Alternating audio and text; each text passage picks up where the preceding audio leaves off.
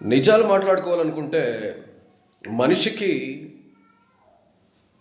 సుఖం, కష్టం, నష్టం, లాభం, వెలుగు, చీకటి జీవితంలో ఇవన్నీ ఉంటాయి. డబ్బున్న వాడికైనా డబ్బు లేని వాడికైనా. సింపుల్. అబ్బో వాడు చూడు ఎంత రిచ్గా ఉన్నాడు, కార్లు, బంగ్లాలు, అంటే లోపల ఎన్ని ఆర్గాన్స్ డ్యామేజ్ ఉంటాయో. మనిషి నాకు ఒకటి గుర్తుపెట్టుకోవాలి, ఏంటంటే భగవంతుడు సృష్టిలో వెలుగు, చీకటి రెండు ఇచ్చాడు.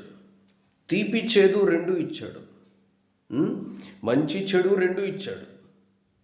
కాబట్టి వీటి బట్టి మనిషి అర్థం ఏం చేసుకోవాలంటే, నాకు జీవితంలో కష్టాలు లేవు, నాకు అన్నీ సక్సెస్లే. సచిన్ టెండూల్కర్ అయినా ఒకసారి 100 కొడతాడు, ఒకసారి డక్అవుట్ అవుతాడు.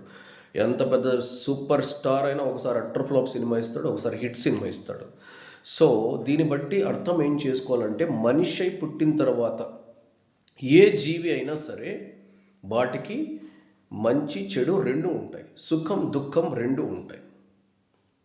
అంటే కష్టం, నష్టం, సుఖం, దుఃఖం ఇవన్నీ కలగలిపితేనే అది జీవితం. భగవంతుడు నాకెందుకు కష్టాలు ఇచ్చావంటే, ప్రతి ఓడికి ఉంటాయి కష్టాలు. కోటీశ్వరుడికి ఉంటాయి, డబ్బు లేనివాడికి ఉంటాయి. డబ్బు లేనివాడికి ఆకలి బాధ, డబ్బు ఉన్నవాడికి అరక్క బాధ. మనిషి అయి పుట్టిన తర్వాత ఎవ్రీథింగ్ విల్ బి దేర్. వాడేదో తోపున్నాడు, వాడికి ఏం కష్టాలు లేవంటే లోపల ఎన్ని డ్యామేజ్లు ఉంటాయో. సరిగ్గా సంసారం చేస్తున్నాడో లేదు, సరిగ్గా ఫ్యామిలీతో గడుపుతున్నాడో లేదు. పైసలు ఉన్నవాడిని చూసి మనం అబ్బో ఏదో ఉంది అనుకుంటాం.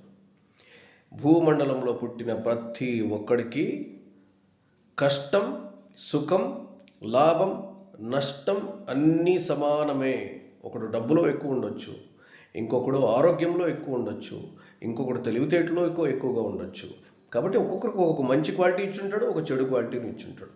సో మనిషి అన్నాక every human being have good and bad. లాభ నష్టాలు, కష్ట సుఖాలు ప్రతి ఒక్క మనిషికి సమానమే.